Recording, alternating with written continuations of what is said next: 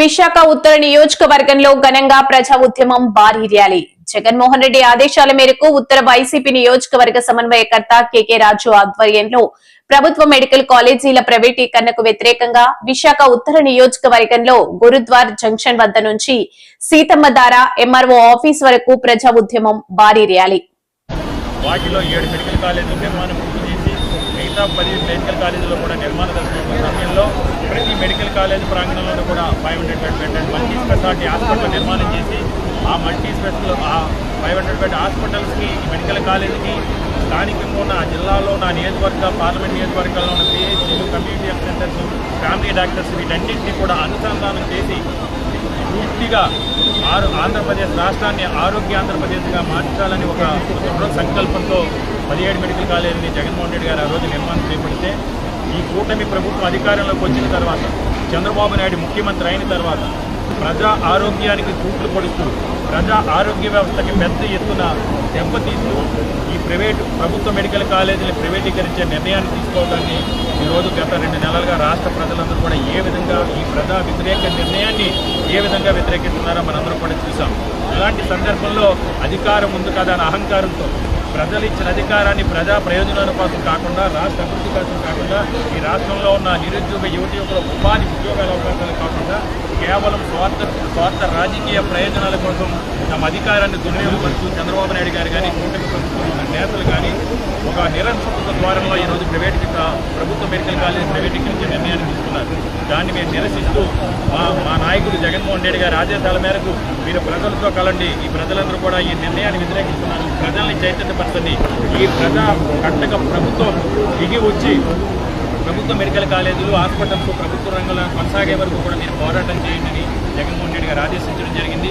గత నెల 9వ తారీఖున జగన్మోహన్ రెడ్డి గారే స్వయంగా ఏదో నర్సీపట్నం మెడికల్ కాలేజీ రావడం జరిగింది. నర్సీపట్నం మెడికల్ కాలేజీకి సంబంధించి ఎంతో నేను చంద్రబాబు నాయుడు కంటే కూడా సీనియర్, చంద్రబాబు నాయుడు నాకు అపాయింట్మెంట్ ఇవ్వండి, నేనే చంద్రబాబు నాయుడుకి అపాయింట్మెంట్ ఇస్తాను, ఈ రాష్ట్రంలోని సీనియర్ నాయకులు నేనని చెప్పుకునే స్పీకర్ స్థానంలో అయ్యన్న పాత్ర గారు అసలు కళ్ళుండి చూడలేని విధంగా అసలు నర్సీపట్నంలో ఆ మెడికల్ కాలేజ్ ఎక్కడుందని మాట్లాడడం, ఆ ప్రాంతానికి జగన్మోహన్ రెడ్డి గారు వచ్చినప్పుడు ఒక జన ప్రవాహంతో లక్షలాది మంది ఏ విధంగా మెడికల్ కాలేజ్ ప్రైవేటీకరణ వ్యతిరేకంగా జగన్మోహన్ రెడ్డి గారు వెంటనే మద్దతు తెలిపారో మనం చూసాం. కాబట్టి ఈ సందర్భంగా మీడియా మిత్రులారా ప్రభుత్వ పెద్దలు ఒకటే డిమాండ్ చేస్తున్నాం, ఇప్పటికైనా ప్రజలు ఈ మాటలు నమ్మి ఈ మోసపూరిత హామీలు నమ్మి మోసపోయి ఓటు చేసి మిమ్మల్ని గెలిపించారు. ఎలాగో మీకు చేత కాదు, మీరు అమలు చేయలేరు, ప్రజా సంక్షేమం అనేది మీకు తెలియదు. కాబట్టి ఇలాంటి పేదవాడికి అందని ద్రాక్షగా ఉన్న వైద్య విద్య విషయంలో అయినా సరే మీరు పేదవాడి మీద కొంత ప్రేమతో మధ్యతరగతి ప్రజలు కూడా విద్యావంతులు అవ్వాలి, వారు ఉన్నత స్థితిలోకి రావాలనే ఆలోచన కనుక మీకుంటే ఈ ప్రభుత్వ మెడికల్ కాలేజీ ప్రైవేటీకరణ నిర్ణయాన్ని వెంటనే తక్షణం వెనక్కి తీసుకోవాలని డిమాండ్ చేస్తున్నాం. అందులో భాగంగా 1,000 సంతకాలు 175 నియోజకవర్గాలను కూడా 1,000 సంతకాల కార్యక్రమాన్ని గత నెల 15వ తారీఖున ప్రారంభించడం జరిగింది. దానికి సంబంధించి ఈరోజు 1 కాదు 2 కోట్ల మంది ప్రజలు ఈరోజు స్వచ్ఛందంగా వచ్చి మెడికల్ కాలేజీలు ప్రైవేటీకరణ నిర్ణయానికి వ్యతిరేకంగా సంతకాలు చేస్తున్నారు. మరింత ప్రజల్ని చైతన్యపరచాలి.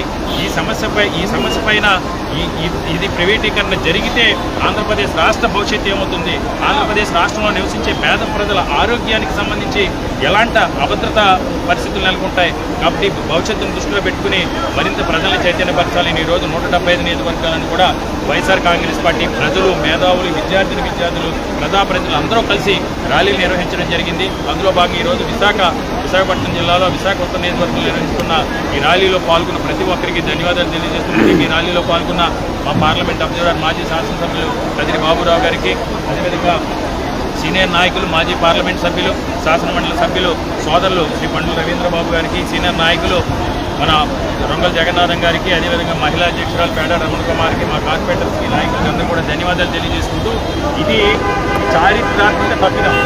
ఇది చంద్రబాబు నాయుడు తీసుకున్న చారిత్రాత్మక తప్పుడు నిర్ణయం. జగన్మోహన్ రెడ్డి గారు ముఖ్యమంత్రిగా ఉన్నప్పుడు విద్యారంగంలో కానీ వైద్య రంగంలో కానీ ఆంధ్రప్రదేశ్ రాష్ట్రం ఒక సువర్ణ అధ్యాయంగా నడిచింది. పేదవాడి ఆరోగ్యానికి సంపూర్ణ భద్రత కల్పిస్తూ ఆ రోజు జగన్మోహన్ రెడ్డి గారు ఆరోగ్యశ్రీకి సంబంధించి కేవలం గత ప్రభుత్వ హయాంలో 1000 ప్రొసీజర్స్ ఉంటే 3000 ప్రొసీజర్స్కి ఆరోగ్యశ్రీ కార్డు వర్తించే విధంగా చట్టాన్ని తీసుకురావడంతో పాటు 25 లక్షల వైద్యం వరకు కూడా ఆరోగ్యశ్రీ కార్డు వర్తించే విధంగా చట్టాన్ని తీసుకురావడం జరిగింది. ఈ దేశ చరిత్రలో, స్వాతంత్ర భారతదేశ చరిత్రలో గతంలో ఏ ముఖ్యమంత్రి, ఏ నాయకుడు కూడా ఆలోచన కూడా చేయలేని విధంగా జగనన్న ఆరోగ్య సురక్ష అనే కార్యక్రమాన్ని ఏర్పాటు చేసి గ్రామాల్లో కానీ, పట్టణాల్లో కానీ, పిహెచ్సిలో కానీ, సిహెచ్సిలో కానీ డాక్టర్లందరినీ కూడా తీసుకొచ్చి ప్రజల చెంతకే వైద్యాన్ని తీసుకెళ్లి అందులో 70 రకాల ప్రజలకి వైద్య పరీక్షలు చేయించి వారికి ఉచిత వైద్యాన్ని అందించడం పాటు ఉచిత మందులు ఇంటికే పంపించే కార్యక్రమాన్ని ఈ దేశంలో చేసింది ఒక వైఎస్ జగన్మోహన్ రెడ్డి గారు మాత్రమే.